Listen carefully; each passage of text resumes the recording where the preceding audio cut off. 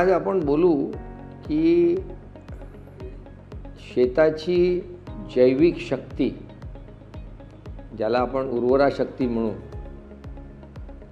ही कशी वाढवायची. तर पहिले हे समजून घ्या की ही कमी कशी झाली. तर काय झालं की मागच्या 50 ते 70 वर्षामध्ये आम्ही रासायनिक खतं वापरायला सुरुवात केली.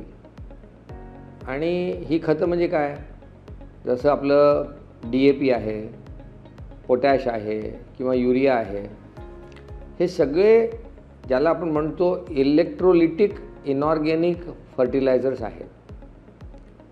म्हणजे हे क्षारयुक्त आहेत. तर आपण फार जास्त प्रमाणात याचा उपयोग करायला सुरुवात केली. आणि याने काय होतं, आमची जी जैविक जीवांची जी पॉप्युलेशन असते ती मरायला सुरुवात होते. तर ती आपण हळूहळू कमी करत गेलो.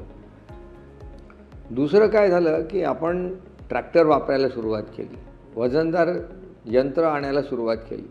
तर झालं काय की आपण जेव्हा नांगरतो आणि मातीला रोटोवेट करतो, तर आपलं जे एक ज्याला आपण हे म्हणू फंगस म्हणू, म्हणजे त्याला हिंदीमध्ये फफूंद म्हणतात, तर याची संख्या कमी व्हायला सुरुवात झाली. याची हायफी नेटवर्क आणि हे फंगस मरायला सुरुवात झाली. कारण याला आपण पूर्ण असं रोटोवेट करून डिस्ट्रॉय करतो. दुसरं काय झालं की आपण खूप कीटनाशक ज्या औषधे असतात यांचा वापर करायला लागलो.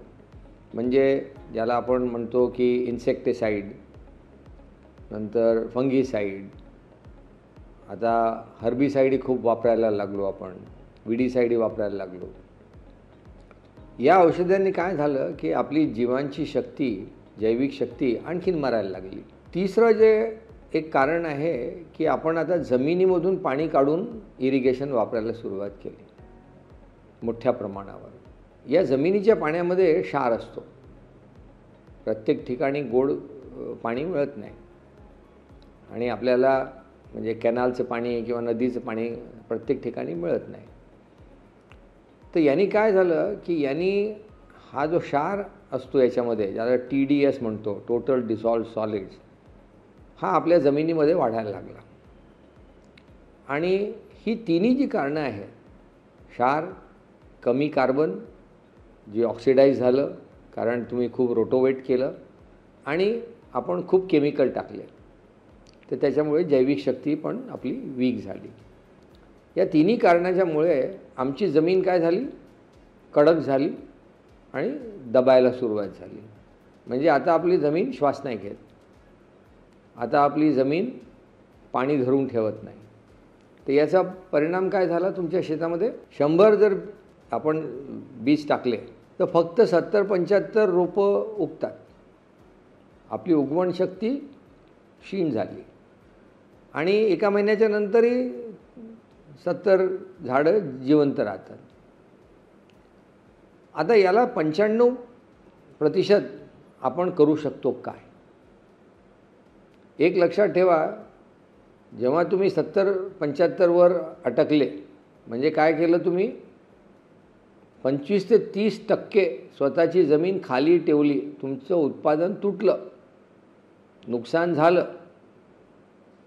आता आपण याला बदलू शकतो का, तर त्याचं उत्तर आहे एकदम बदलू शकतो.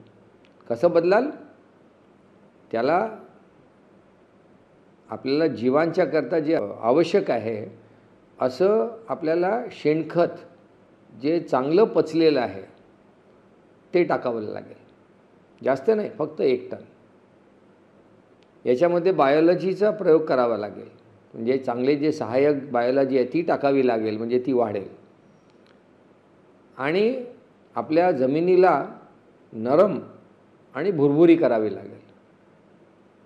हे जर केलं तर मग आपली उर्वरा शक्ती परत येऊ शकते आणि आपण एक 95% पर्यंत त्याला उगवण्याची शक्ती, जिवंत राहण्याची शक्ती आपण आणू शकतो. नमस्कार.